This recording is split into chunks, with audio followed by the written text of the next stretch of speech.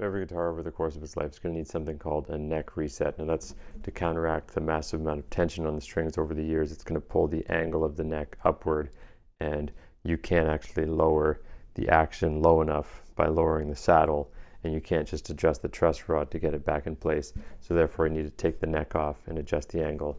Now this can be compounded if a guitar is sitting for a long time with the strings on and it's not being tuned regularly, or humidity conditions. So today I'm going to show you something that you can do to your bridge that will give you a little bit more wiggle room in terms of lowering your saddle without sacrificing any tonal quality.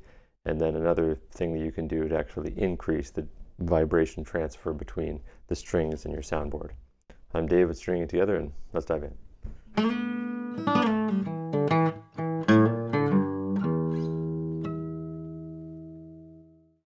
So we're going to pop them out. Sometimes they're really tight in there, and you can use one of these. So basically what we're going to be doing is countersinking these holes down. Now that's just going to give you a little bit of extra room, so it may not seem like much, but let's say you go down a 1/16 of an inch, and actually got kind of caught figuring out Pythagorean theorem here again, and figuring out the exact measurements, but it's actually pretty simple, so I won't bore you with that. It's basically whatever you take off here, it's going to take off half of that at the 12th fret. So all we're going to be doing is using this grinding attachment to countersink those holes. If you're uncomfortable with using this, or you've never used a Dremel before, then you might want to put something down. Like you can cut a bridge shape in a magazine here, but I'm just going to freehand it. And what I like to do is just put one hand with my weight down on something, and then the other hand with that same hand with the weight down touching, sort of like if you're using a pencil. So then while I have this off here, I'm going to do one more thing, which I find increases the tonal quality because it's going to increase the vibration transfer between the strings to the soundboard.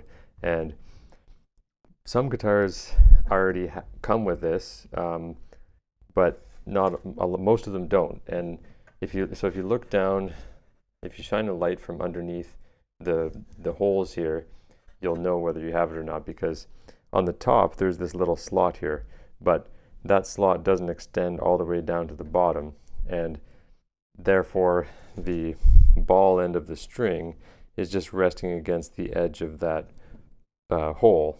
So instead, what I like to do is make a little bit of a slot so that when this goes in, instead of just biting into the slot of the bridge pin like this, the slot is actually on the wood itself, so therefore it bites into the wood and arguably transfers the vibration from the string to the soundboard better. So to do that, you can use a jigsaw blade. I find this works a little bit better because it has a finer teeth on it. So this is just a hacksaw. It's a little mini hacksaw, and all I've done is just ground off the edge here so that it fits in a bit better. So if you can't find that, you can use a jigsaw blade, and then I can just very gently, so I'm not putting any chip out in the bottom, sort of going on more of a backward angle if you can. This thing's kind of has a curve on it. You're just going to create a little bit of a notch there for the string to go in. So when that string goes in there, it gets caught. So it's stuck in that notch now. Then you're just going to repeat the same thing for all the other strings. You can test it out with a string, see whether it bites in there, or you can just shine a light underneath to see that there's a slot in there. And then I'm curious to know how it works out for you. So if you happen to try this out, then let me know in the comments below whether it actually did increase the tone for you, or if it was noticeable, or if you did the Pepsi challenge, you couldn't figure it out. And then you can make your saddle adjustment after that.